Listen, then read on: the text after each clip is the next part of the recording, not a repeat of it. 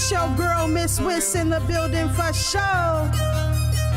And for all of y'all that think y'all know me, you don't know me, no. But I'm about to take you on a little ride and enlighten you on who I really be. I'm a 262 survivor. Yeah, 262 survivor. Still a street bread, ride or die, yeah. 262 survivor. Still a street bread, ride or die, yeah. 1975, Christmas Day, a star was born. We were Rosemary's baby, but Jesus was God's son. Yes, I look like Chi-Chi, but I act like Tilly. I'm Villa Street bread, so I know you bitches feel me. You don't wanna fuck with me. You don't wanna fuck with me, cause where I'm from, we tick like clock. Click, click, pop, pop, up. What up, everybody? This is E-DuBB, this LabTalk. And it's your girl, Queen Thee. And we here with the one and only. All right, go ahead. Introduce yourself. Ms Wis in the building for show. For sure. Long time coming, man. You should have probably been one of the first ones on LabTalk, man. I don't know what we was doing. My marketing lady right here, she was slipping. I'm sorry. I didn't start off with you, Mr. Man. Don't put that on me. How you doing? I'm good, baby. But I did see you doing your thing in the beginning, and I was like, I gotta come home and get on that, you know? Yeah, man. I wanted to get in touch with all the people that was like influences to me, as far as like whether it was music or anything else. Like I wanted to get in touch with the people, and like, you know how they say, give the people their flowers while they can smell them. Yeah. So I just wanted to get everybody in tune with you because you recently did a documentary, You Don't Know Me documentary. Yes. Now, what made you want to do that? How did that come about? Matter of fact, hold up, man. I done got way ahead of myself. You go ahead and tell the people where you at, where you from, and what you doing. Okay, well, I'm Ms Wis, Miss Wisconsin. You know, I'm actually in Racine, Wisconsin right now on Villa Street. My birthday was on Christmas, and I woke up in the house I was born in 45 years ago. Hey, that's a blessing, right there. I'm in the house that I was born in 45 years ago, Villa Street, baby, where it all yeah. began. You know, and hey, it's a beautiful thing. I mean, to actually be able to come back and purchase the home that you were born in. Yeah. That doesn't happen. See, that's why that doesn't happen. And this was the most important thing I ever had to do. You understand what I'm saying? My grandmother passed away, and when she passed away, I was forced to sell the house because of the neighborhood that it was in. Yeah, you know? circumstances, Yeah, so the city, you know, they came to me and they were like, okay, either you're going to sell this house or we're going to take this house. And, I told them, I would never allow you to take anything from me. I will sell my grandmother's home before I ever allow you to take it. And that's what I did. And 15 years later, I bought it back. Bought it back. Hey, that's dope. Hey. Y'all want to talk about gangster? That's gangster shit. Me and my little sister Mika bought it back, and hey. She lives in it, and she's perfect for this job. It's a beautiful amazing thing, baby. And yeah, see, that's why I ended up getting ahead of myself talking about the documentary, because like you saying this, and to some people they look at that like, oh, okay, yeah, that's nice, she did that. They don't understand the backstory to the shit and the circumstances and all the obstacles and shit that was in that. Like, yeah. So if you didn't mind, you mind if I go ahead and play a couple minutes of the documentary right quick? No, that's fine, baby. Okay, get into that right quick. This is a documentary on Ms Wis. It's called You Don't Know Me. It was shot and directed by who did all that? Just Wicked by itself? William H Photography. And here it is.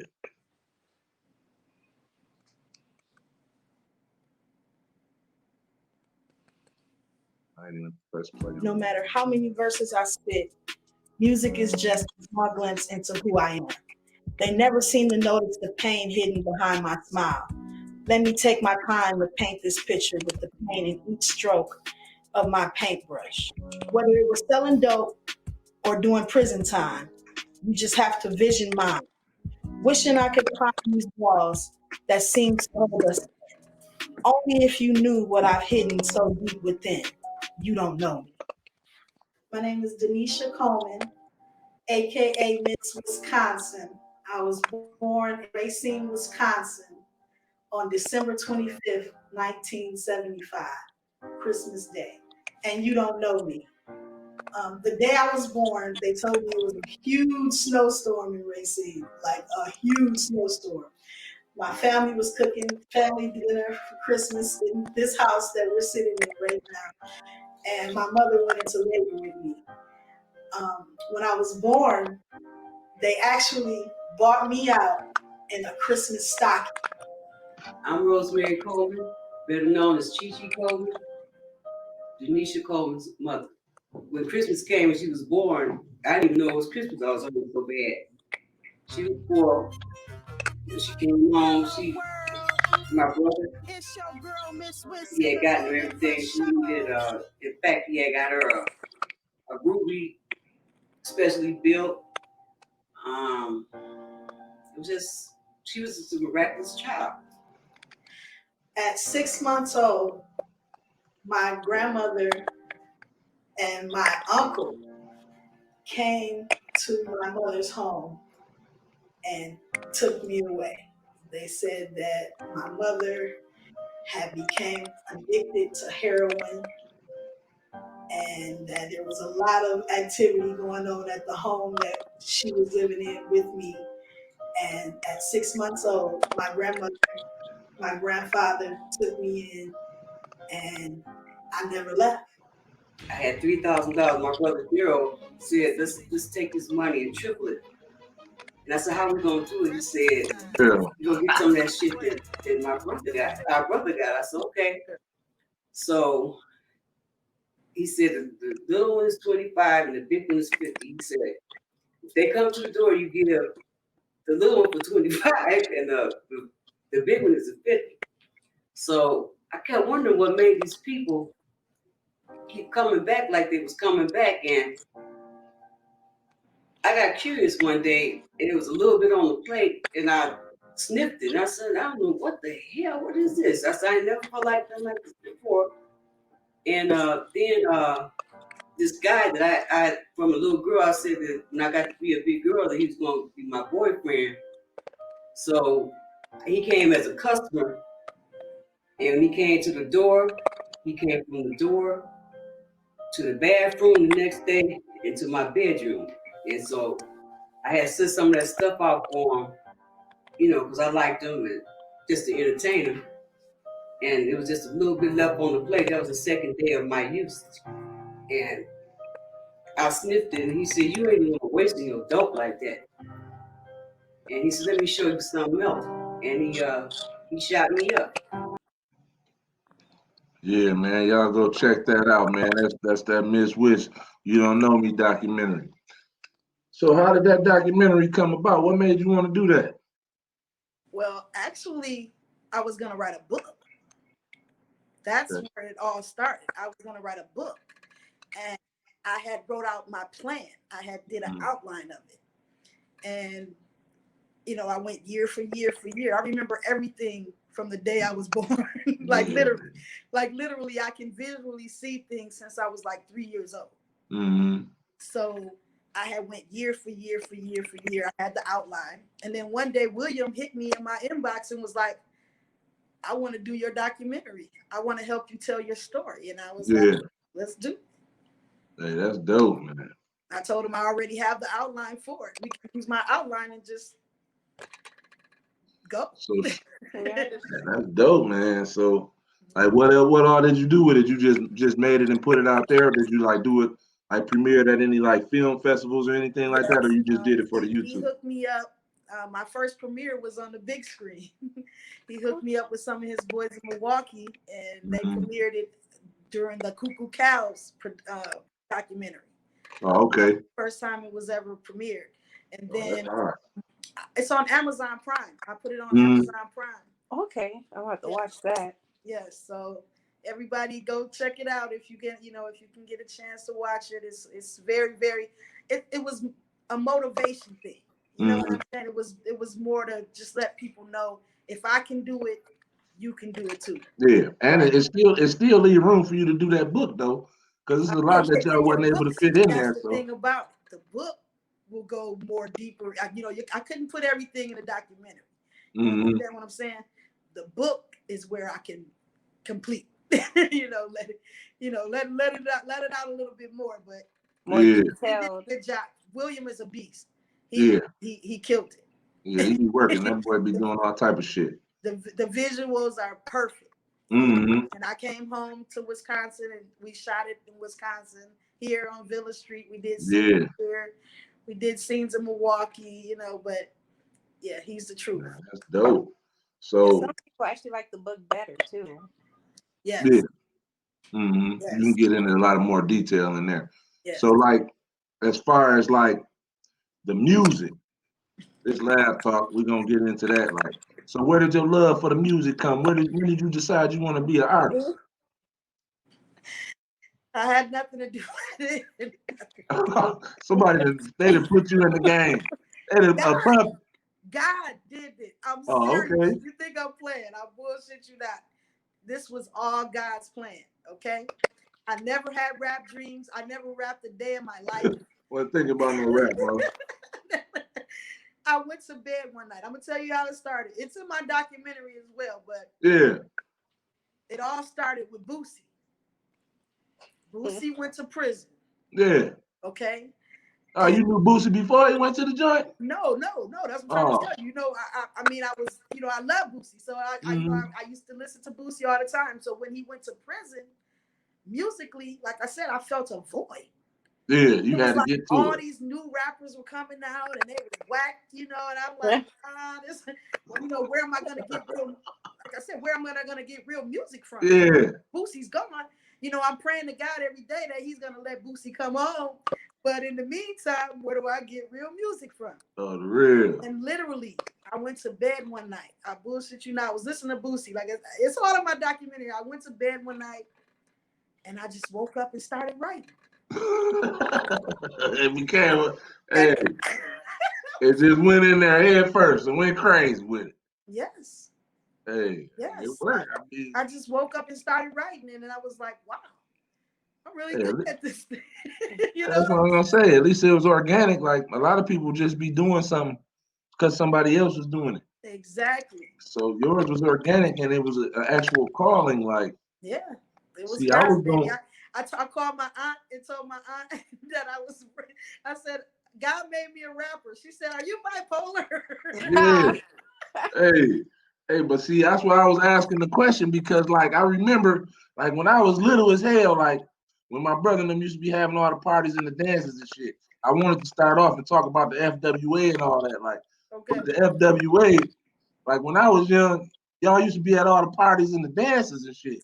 So I thought that maybe had something to do with it. Like, I was never really a dancer. You just was there. All my girls, all my girls, they did their thing, but I sat back on the wall and watched it. I was too cool for that. Don't step on my shoes. I wasn't with that part of it. You know what I'm saying? But that's how we did the dances. But like I said, I never rapped before in my life. Never. That's dope. But I love music. I love music. Yeah. All my uncles were self-taught musicians.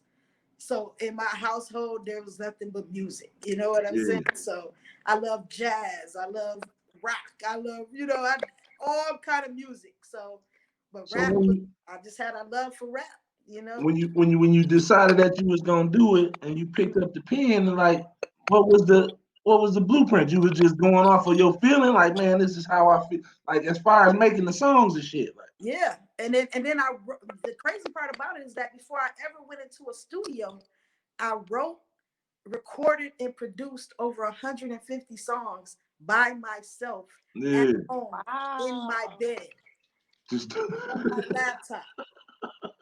So how you learn how to do this shit? My craft. What you was doing, like just YouTubing it or just trial and error? I taught myself how to use the what is it? Quick Edit, Cool Edit Pro. Yeah. So that was the first software I ever had. Cool Edit Pro. But one of my boys gave it to me, and I put it on my computer, so it was there. And then I just I did my thing, and 150 songs by myself. See, that's what I wanted to say. Like as far as like giving people their flowers while they can smell them. The documentary touched on a lot of your life, but it don't touch on the aspects of life that ain't explainable, that people don't need to explain. Like just because you come from a certain place or because you was born in certain circumstances, that shit ain't never deter you. You a boss and you had it in your mind that this is what you gonna do and shit. Where does that come from? Is that you just was born with this shit? I was born I'm like born that. leader? Like you just a leader, that's just what it is. I was born on Christmas Day. Yeah. Jesus and me, you know what I'm saying? So out the gate, I was blessed. I'm going, yeah. And I'm like, I'm different. I was always just different. You know what I'm saying? As far as like all my friends and stuff, y'all, you know all my friends, so you already know. I was never like the follower. I was always a leader. You know what I'm saying? Yeah. I did everything I wanted to do. And thought about the shit and had a strategy to it, like yeah. I love so. it. You do that. You're going through life and racing. You got your pitfalls, your ups and downs, and this and that. Yeah. What? You got a couple degrees. Yes.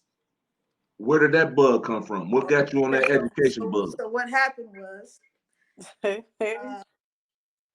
well, it all started really with your nephew, Fats. When I lost Fats, that was the first real death that, like damn, man, I know this nigga. Like this for real. Like, yeah. No, I was there. I see it. You know what I'm saying?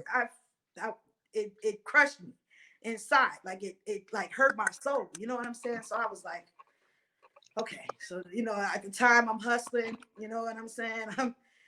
It's like shit is crazy. I done went to prison already and then came home from prison, still hustling. You know what I'm saying? Because that's all I know. You know, so when Fats got killed, you know, it was like, okay, shit just got real in the streets. You know what I'm saying? Because, okay, Fats is gone. That could have been me. That's how I'm looking at it. You know what I'm saying? Right there. Yeah. Could have been me. So I'm still, you know, still doing, I mean, it touched my soul, but I'm still doing me. Yeah, you still got to survive. You still got to live. 3 years later, Bullet died. And I was right there. You understand what I'm saying? So I'm like, okay, this is a bit too much. You know what I'm saying? This is serious now. You know, them so signs. it was like, okay, an eye opener. Like either this is where you're headed, to jail or to the ground. Yeah. You got two options. So I was in my house. I lived I had moved when I got out of prison. I had moved way out on 4 Mile. I was in my house and it was a Sunday. I had cleaned up my house. I had cooked and I was in the house and I was sitting there and I was like, wow, I haven't been in my own home at this time, like for this amount of time doing what I'm doing in months. I mean, months. I was every day, I'm out in the streets hustling. I'm in the bars every night, Malcolm's every night. Go home, send my daughter to school in the morning, go right back to the school. That's that lifestyle, man. You know what I'm saying? And it was like, wow, like this can't be life. And my cousin Dawn. So my cousin Dawn, you know, she, you know, my family always, we had a family home in Washington, D.C. And we've had it for many, many years. And like different family members would go there and try to change their life. Some would make it, some wouldn't. Oh, okay. So Dawn was always like, Nisha, you need to come to DC. You need to come to DC. And I'm like, yeah, Dawn, whatever. I'll be there. Yeah. And she said, Nisha, you need to come to DC. I said, okay, I promise you that when you graduate from college, I will be there to see you graduate. And I went to Dawn's graduation. And man, I fell in love with the city. Huh? When I tell you, it was Chocolate City. And it was Chocolate City. And it was Black people doing it.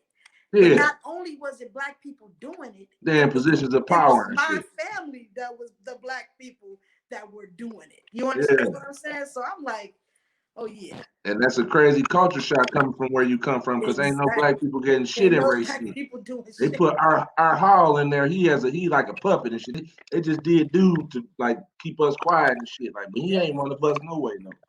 Like, so and it's like that in Atlanta and like Memphis, like in the South too. Like they have black people that actually have positions and respect, like and responsibilities. Like, yes. you see that shit around here like that. No, and I had never seen that. So I was Yeah. like, okay. So when I went, my uncle drove me to DC. My uncle Dennis and my friend Casey. Remember my Spanish friend Casey? Yeah. Spanish girl. And when we got on the highway to come back, I said, I'm coming back. And that's all I said. Man, I'm staying out here. Just like that. I said, I'm coming back. And my uncle said, do the damn thing, niece. Yeah. And I said, okay. And I went home, put all my shit in storage. And 1 month later, I was back in DC. And 20 years later, still out here, and good, thriving and shit out here. Yeah, so that's how I got to DC. And Okay. then, like I said, 2 years into it, I said, well, let me see what's next for me. You know what I'm saying? So that's when I decided to go to college. Okay. And I applied for college, and I got I did my undergrad year at UDC, University of the District of Columbia. And for the people that's in our generation that think it's always they didn't outweighted their window or it's too late to do some shit, let them know how old you was when you decided to go do this. Well, I turned 25 in DC. I did my first birthday. I was 20. My golden birthday, 12/25. Yes, I turned 25 in DC. So 2 years later, like 28, and then I got my degree. It took me 7 years to get that degree. Yeah, you was part-time though, right? Yep, I kept going back. I would take, semesters off, and because I'm going to school, I'm working, I'm doing everything at the same time. But I never gave up, and I got my bachelor's degree in business management in 2000. So I started that degree in 2002, but I got it in 2010. Okay. Yes. And then, like, as far as like business and whatnot, what made you go into the field that you went into with it? Like, because I'm a business. No, I'm saying like, what as far as like doing your own business, what made you pick like to do what you do? Well, the dump truck business, the trucking business that I'm in. Yeah, that's what I'm talking about. My family business is dump. That's what they do. My uncle was one of the first black trash men in. Yeah. See, that's what I'm saying. Like, where did you come? So the history. Like, where the hell did that get into your? Yeah. Yeah, my cousin. They grew up there like, I want to be like daddy. I want to be like daddy. I want to be a trucker. So that's how that happened. My cousin Bo, woke up one day and said, I'm getting ready to do this trucking thing, and I want to bring everybody in with me. Okay. And that's what happened. My dream was to own my own restaurant. I was supposed to be the taco queen. Yeah. You know what I'm saying? And then you got a different destiny. Everybody's dream, and now I'm the fucking trucking queen. But I'm still the taco queen. But I'm the truck queen too. Taco queen at the crib. Call a place of order. Yeah, but I thought I was gonna open my own restaurant. No, that didn't happen. That's crazy how life do you, man. You never know. Yep. But you can still do the restaurant thing though. Motherfuckers that got to the point where we a little bit more, stable and shit. You can go ahead and knock that out too. Now that's what they keep telling me. Hey, my cousin, they're on Facebook right now telling me to cook tacos right now today for the Packer game, and I said no. I've been partying all weekend and shit. They mad as hell. I won't cook tacos today for the family. Hey, my daughter keeps calling me. My cousins keep calling me. They like, we want tacos. I'm like, look though, in Racine, it's like real life business. Like niggas is real life living off of this shit. Like all motherfuckers do is make food and sell the shit. Yes. It's crazy. Like yes. Even like with them cheesecakes and shit. My mama be doing numbers with them fucking. It's you would never think like until you do the Hey, shit. and that cheesecake fire too. Oh, really? Remember I bought one. Oh, real? Yeah, I appreciate that. Hey, my mom, man, they were Hey, I moving. bought one, baby. I know. So you started doing the music because Boosie was locked up and shit, and you Yeah. started getting a little traction with it and going to the studio. Like when you went to the studio, who was like some of the like first produce, like where you was getting your beats and shit from, or you was doing? Oh yeah. So this is the thing. When I was doing the music by myself, I hit my boys up, and one of my boys in Minnesota made beats. So he would send me beats, and I had like all these beats. I had hundreds of beats. So that's how I started. Like I said, I was making my own music at home by myself. So you had the hookup. I never went into a real studio until what's this? 2000.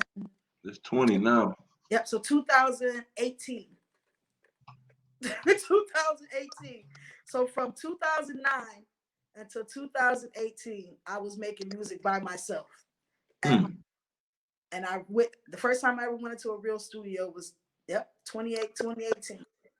Oh well, shit, you was moving then though. Exactly. You on your own like shit. I made music with you. Remember all the songs? Yeah, we got a couple. We got 3 or 4 songs up that we all did. the songs that you sent me, I did at home by myself. Hey, them niggas love that shit. We did that shit at home, and motherfuckers still be screaming and hooping and hollering and shit. Yes, I taught myself how to mix it down and everything. Yeah, I've never done it before in my life. That's how long dope. did it take you to learn to teach yourself how to do that? That day, I'm trying to tell you. You're all in one day. In one day. I'm finna rap right now. Props. I'm serious. I'm Hey, that's that mastermind shit, man. Niggas be masterminds for real shit. I woke up and wrote my first song and recorded it by myself. And all in one day. Just all in one day. Shit. And then it got to the point where I was making like 5 to 6 songs a day. Like I was like Tupac in that moment. Like, yeah, that's what I was gonna say. Like Tupac was in me. You was doing all that. Boosie, Tupac, Too Short, everybody was in me. You know what I'm saying? So I was like, shit, I got this. So, and I did it, and I perfected it by myself before I ever put it out to the world. You know what I'm saying? When you started putting it out and promoting and moving around, what was the first steps you did? Like, where did you put the music first? Was you just pressing up CDs, giving them to people? Did you go to the internet? No. Remember back in the day, we had MySpace and stuff like that. You know, so I would promote it on, social media and stuff like that. But I had CDs. My first person to ever buy a CD from me is little AD from the North Side. Little Adam bought my first. I don't even know if dude's still around here. He lives in Carolina or something like that. Oh, okay. But yeah, he was the first person to buy a CD from me when I came home to race. Hey, that's what happened. But everybody was like, "You're a rapper." Like, what the fuck? And that's why I'm like, what? Like, what the fuck? Hey, that was Kaboo kept on telling me like, yeah, man, me should be rapping, man, blah blah blah. So we was MySpace heavy with it, like. Yes. So that's what's happening. So how you end up with how the relationship with Boosie come about then? Like, okay, so then, like I said, I prayed for Boosie to come home, okay? and God let Boosie come home. You know what I'm saying? But I made a promise to God that if he allowed Boosie to come home, I would support him in whatever he did. Because that was my nigga. You know what I'm saying? But I had never met him, right? But I love him. I mean, I had a love for him. You know yeah. You listen to that shit, you go, Boosie for real. He's the truth. Boosie the last real motherfucker. Exactly. Hey, exactly. Boosie a little bit too real. Hey, Boosie a little bit too real, nigga. I be like, hey, that nigga be saying some shit sometimes. I be like, what? Like, bro. Yeah, he don't give a, he said money will never change him. Hell no. You know what I'm saying? He don't care how much money he got. He don't care about none of the fame, none of that. He is going to be Boosie. That nigga was in the news the other day because he got a new song talking about stick in the car, right? The car? Yeah. He talking about the stick in the car challenge and shit. They like, go tell these niggas to do this shit. Yep, stick in the car. Yeah, they're mad. Yeah, so anyway, Boosie came home from prison. in 2014. Mm-hmm.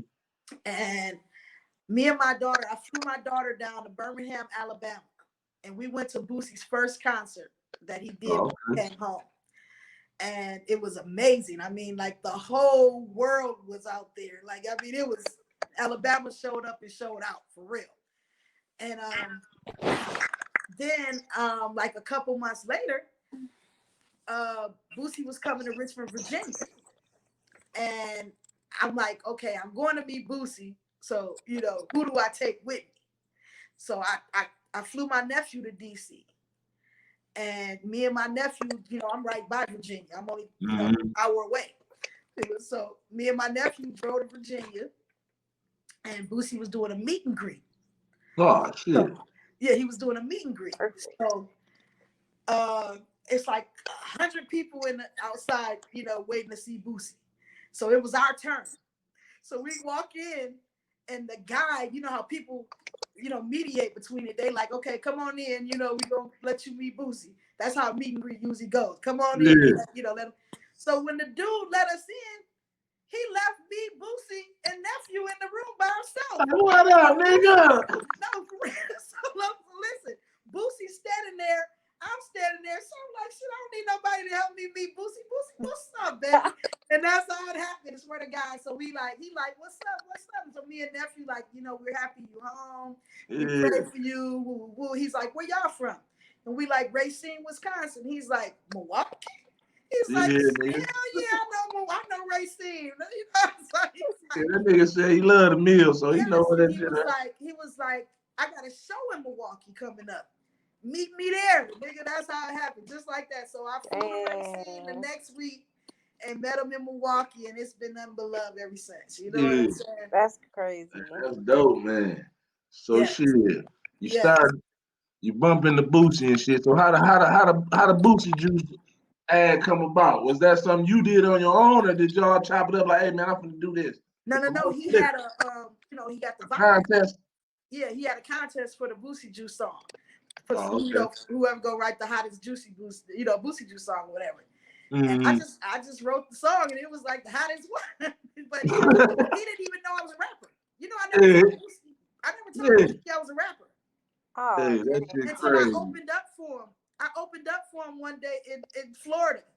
And he had no idea I was a rapper. And he's like, what the fuck? Are you following me? And then I told him about the Boosie Juice song. After that, y'all check this Boosie Juice out. Let me show it right quick. Yeah. His people, one of his security guard knew I was a rapper. Yo, I got that Boosie Juice. Boosie Juice in my cup every day. I'm turned up, drinking on that Boosie Juice. You know I keep that double cup. I ain't had no Boosie Juice yet. Every day I'm turned up, drinking on that Boosie. And why pause? Juice, you know I keep that double cup. Strawberry kiwi is the flavor of that Boosie Juice. Put me on the grind, yeah. Hey, them Jewel House jackets hard. From the top to the bottom, blew across the track, shit. Louisiana, South Baton Rouge, fat ass CNT, yeah, that's syndicated showing out. Got a big ass dump truck on. Lying off the top. Lucius ain't got shit on Boosie. Boosie Juice, vodka in your stores, go and get your juice. Boosie Juice up in my cup every day. I turned up, drinking. You know I keep that double cup. Boosie Juice up in my cup. The video so high for some liquor. Drinking on that Boosie Juice, you know I keep that double cup. Boosie Juice up in my cup every day. I turned up, drinking on that Boosie Juice, you know I keep that double cup. Boosie Juice up in my cup every day. I turned up, drinking on that Boosie Juice, you know I keep that double cup. BOOSIE, baby. JUICE, that's crazy. Heat in your body, you feel like you popped a molly. If you drink it too fast, then you gonna get a fast. Coming up like then you might just make a baby. Don't be shady, baby. Go and get that shit off the shelf and share it with your people. Only right. Oh, y'all doing hand-to-hand transaction with the Boosie Juice too?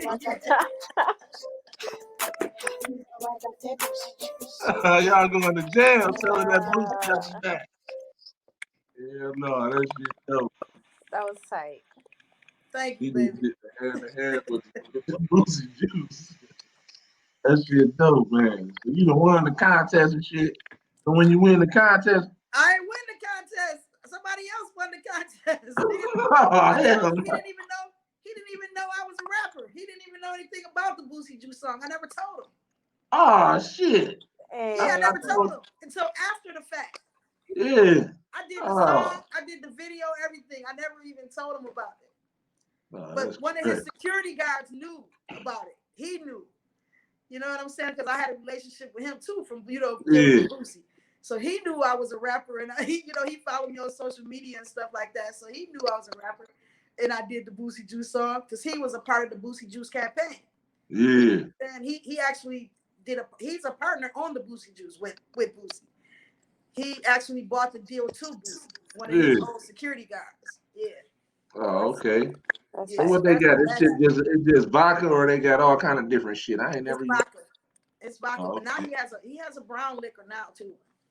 You know, Boosie got everything. He got his own that chili, nigga hustle his own liquor, his own cologne. That nigga got everything for sale. Yeah. That's the best way to go. Yeah, that nigga be hustling like a motherfucker. Yeah. Shit, that's dope. So what's the move with the shit? You still fucking with the shit now as far as the music? Or like you doing, you got artists or you all this stuff that's going on in the world. I haven't even been to the studio. You know, I haven't, but my studio is open. You know, the people that I deal with in DC as far as my studio, they're open, but I just haven't been. Oh, okay. I haven't even been doing no music. I haven't wrote any songs, nothing all year. But I did perform in the ATL a couple months ago. Oh, okay. And I performed in Miami last month. So yeah, like you be performing like crazy. Yeah, I'm getting back into it. I saw you on a couple of them coast to coast shows. Yeah. How them come about? How was the turnout? Did your following go up after doing all? I won a coast to coast show. I won, and then when I won, when you win, they invite you to like the conference and stuff like that. Yeah. So I went to the conference in Miami. I was a winner in DC. Which song did you win with? Was it Boosie Juice? Hold on, let me see. I got a little promo clip right here. Hold up. Check out this performance from an artist at a recent Coast to Coast live show. I don't think it's say the song though. Do your thing.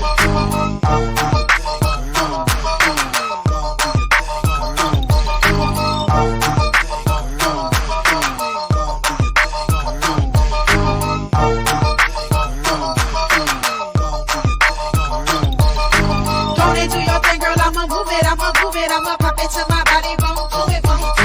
Give me what you got, gonna groove it, baby, shake it, don't break it, don't abuse it. I feel the music in my body, love the way it's rocking, and like the way I. You hear me? No, it be cut. If I play it. Can I go upstairs and grab my charger? Because the phone's gonna die. Oh, you about to cut off? Yeah, we've been on here for the longest. Yeah. How long is the interview? However we want to go, we can wrap it up in a minute. Okay, well let me go get my charger just in case, because I don't want y'all to die. Yeah, okay. Ms Wis back with us in the building. And they are calling me about this damn Packer game. Oh yeah, it is on right now, huh?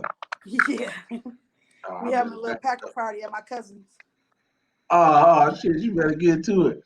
But yeah, I just wanted to get in tune with you, man, and get everybody in touch with you. So how do people find you on like social media and all that? What they look for? I'm on Instagram. Ms Wis 1225.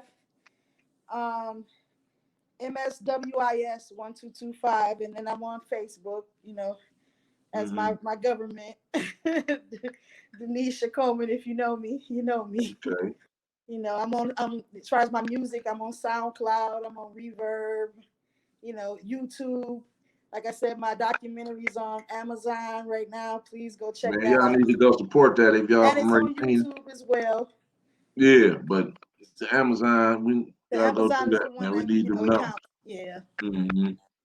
So if I can get support on there, I appreciate it.